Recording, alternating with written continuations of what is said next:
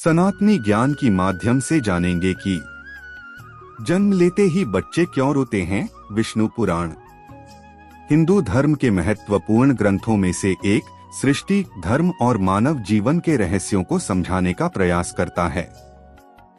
इसमें मनुष्य के जन्म और मृत्यु से जुड़े कई गूढ़ रहस्यों को वर्णित किया गया है।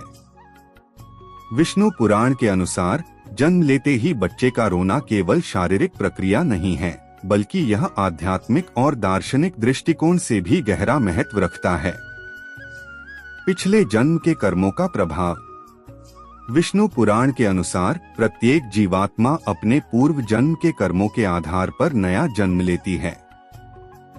जन्म लेते ही बच्चा रोता है क्योंकि वह अपने पिछले जन्म के कर्मों और उनके फलस्वरूप मिलने वाले दुखों और सुखों को अनुभव करने के लिए तैयार होता है। यह रोना उसके जीवन की शुरुआत का प्रतीक है, जो सुख और दुख दोनों का मिश्रण होगा। माया और संसार का बंधन। भगवान विष्णु की माया से प्रभावित होकर जीवात्मा संसार में प्रवेश करती है।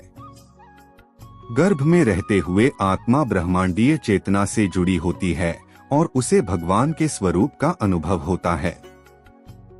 जैसे ही बच्चा जन्म लेता है, वह इस दिव्य अनुभव से पृथ्वी के भौतिक संसार में आ जाता है।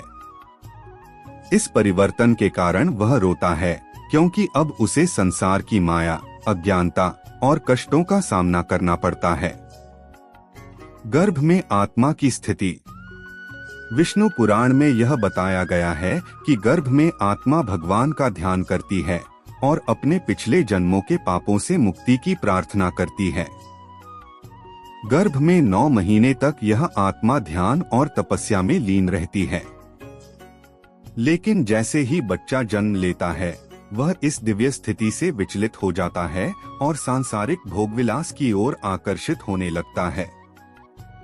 इस बदलाव से उत्पन्न पीड़ा के कारण वह रोता है। शरीर और आत्मा का मिलन। जन्म के समय आत्मा और शरीर का पूर्ण मिलन होता है। विष्णु पुराण में यह कहा गया है कि यह मिलन अत्यंत पीड़ादायक होता है। आत्मा, जो शाश्वत और असीमित है, एक सीमित शरीर में प्रवेश करती है। इस स्थिति में आत्मा को अपने शाश्वत स्वरूप से पृथक होने का अनुभव होता है, जो उसे पीड़ा देता है। यह पीड़ा बच्चे के रोने का एक कारण है। भौतिक संसार के दुखों का एहसास। जन्म के समय बच्चा रोता है क्योंकि उसे सांसारिक जीवन के दुखों का एहसास हो जाता है। विष्णु पुराण में यह उल्लेख है कि पृथ्वी पर जीवन दुख और सुख का मिश्रण है। बच्चा जब गर्भ से बाहर आता है तो उसे इस संसार के कठोर सत्य का आभास होता है। यह सत्य उसे डराता और दुखी करता है। ईश्वर का स्मरण। विष्णु पुराण यह भी कहता है कि जन्म के समय बच्चा रोता है क्योंकि वह ईश्वर का स्मरण करता है।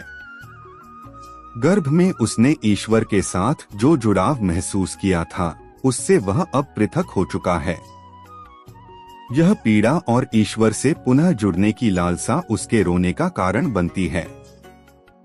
भौतिक कारणों का स्पष्टीकरण। हालांकि विष्णु पुराण मुख्यतः आध्यात्मिक और दार्शनिक दृष्टिकोण पर केंद्रित है, परंतु भौतिक कारणों को भी इसमें स्थान दिया गया है। जन्म के समय बच्चे को सांस लेने के लिए फेफड़ों का उपयोग करना पड़ता है। गर्भ में उसे ऑक्सीजन नाल के माध्यम से मिलती है, लेकिन जन्म के बाद उसे स्वयं श्वास लेना पड़ता है। यह प्रक्रिया नई और कष्टदायक होती है, जिसके कारण बच्चा रोता है। मुक्ति और पुनर्जन्म का चक्र। विष्णु पुराण यह भी बताता है कि जब तक जीवात्मा को मुक्ति नहीं मिलती, वह जन्म और मृत्यु के चक्र में फंसी रहती है। जन्म के समय का रोना इस चक्र का प्रतीक है। आत्मा इस चक्र से बाहर निकलने की लालसा करती है, लेकिन अपने कर्मों के कारण उसे बार बार जन्म लेना पड़ता है। शिक्षा का आरंभ। जन्म लेते ही रोने को बच्चे की पहली शिक्षा कहा जा सकता है। विष्णु पुराण के अनुसार रोना जीवन के संघर्ष का प्रतीक है। यह बच्चा को सिखाता है कि जीवन में उसे कैसे सामना करना है और अपने कर्मों से कैसे उन्नति करनी है। विष्णु पुराण में जन्म के समय बच्चे के रोने को केवल भौतिक प्रक्रिया तक सीमित नहीं रखा गया है। यह एक आध्यात्मिक और दार्शनिक घटना है जो आत्मा, कर्म, माया और ईश्वर के साथ जीवात्मा के संबंध को दर्शाती है। यह रोना इस बात का प्रतीक है कि मानव जीवन एक यात्रा है जिसमें सुख और दुख, संघर्ष और मुक्ति के बीच सामंजस्य स्थापित करना आवश्यक है। विष्णु पुराण हिंदू धर्म का एक प्रमुख ग्रंथ है जिसमें सृष्टि, जीवन, मृत्यु और मोक्ष से संबंधित गहन तत्वज्ञान है। इस ग्रंथ में जीवन के आरंभ और अंत को विशेष रूप से महत्व दिया गया है।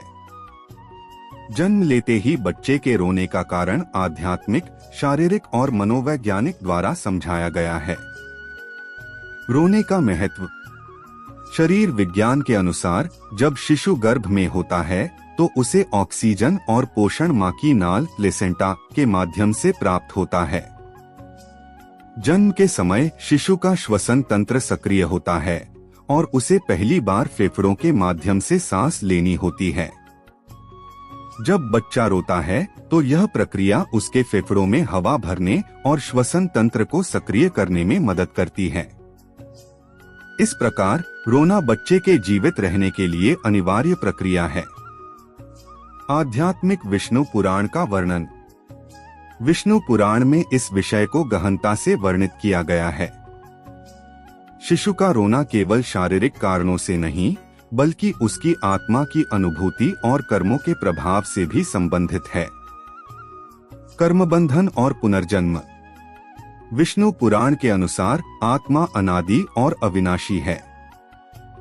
जन्म लेने के साथ ही आत्मा अपने पूर्व जन्मों के कर्मों का फल भोगने के लिए इस संसार में प्रवेश करती है। शिशु के रोने को इस बात का प्रतीक माना गया है कि आत्मा को पुनः जन्म के बंधन में आना पड़ा है। जीव कर्मों के अधीन होकर जन्म मृत्यु के चक्र में बंधा रहता है। जन्म लेते समय वह संसार के दुखों और मोहमाया को अनुभव करता है और रोकर अपनी पीड़ा व्यक्त करता है। विष्णु पुराण। मोहमाया और संसार का दुख।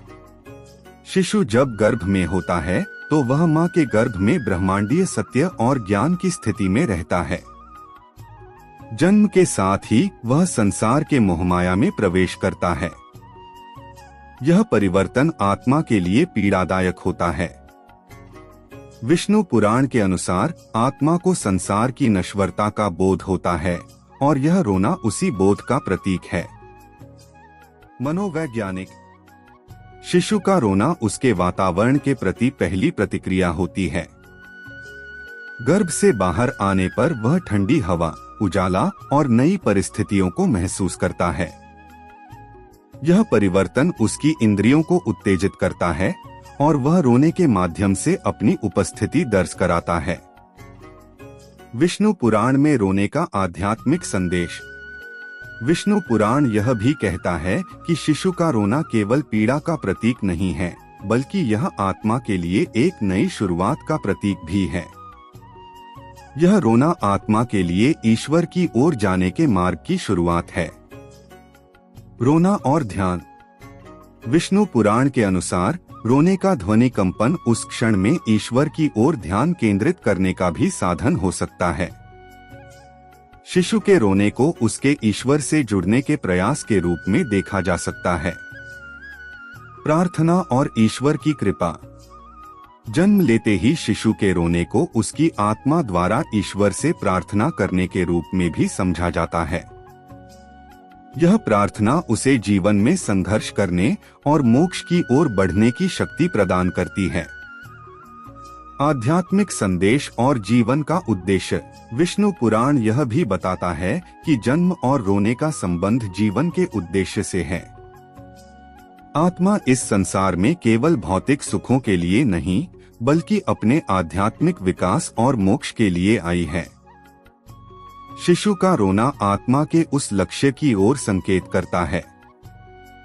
जीव का जन्म दुख और मोह से शुरू होता है परंतु उसका उद्देश्य ईश्वर के चरणों में पहुंचकर मोक्ष प्राप्त करना है। विष्णु पुराण के अनुसार जन्म लेते ही बच्चे का रोना केवल शारीरिक प्रक्रिया नहीं, बल्कि आत्मा के गहन अनुभव और संसार के मोहमाया का प्रतीक है। यह रोना आत्मा की पीड़ा को दर्शाता है, जो संसार के चक्र में पुनः प्रवेश करने पर होती है। लेकिन यह रोना जीवन के उद्देश्य की ओर भी संकेत करता है, जो आध्यात्मिक विकास और मोक्ष प्राप्त करना है। इस प्रकार शिशु का रोना एक गहरा आध्यात्मिक, शारीरिक और मनोवैज्ञानिक संदेश देता है, जो जीवन और मृत्यु के चक्र को समझने में सहायता करता है।